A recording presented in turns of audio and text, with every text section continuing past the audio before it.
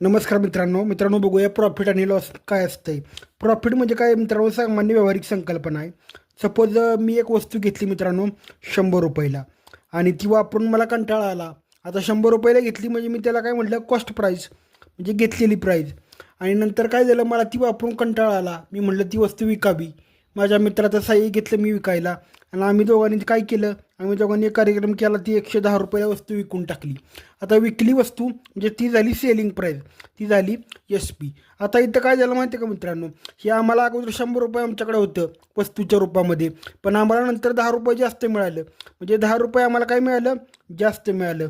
जे जास्त म्हणजे काय झालं माहिती आहे का मित्रांनो, हे जास्त म्हणजे झालं आमचं प्रॉफिट, आमचं झालं प्रॉफिट.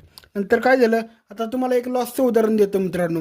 सपोज 100 रुपयेच होते माझ्याकडं, पण तीच वस्तू मी लय वापरली आणि नंतर काय झालं, आम्ही दोघांनी प्रयत्न केला मित्रांनो मी, आणि आम्ही ती दोघं वस्तू काय करू शकलो, 90 रुपयालाच विकू शकलो. त्याची कॉस्ट प्राईस किती होती मित्रांनो, 100 रुपये. विकली कितीला, 90ला. ही झाली सेलिंग प्राईस.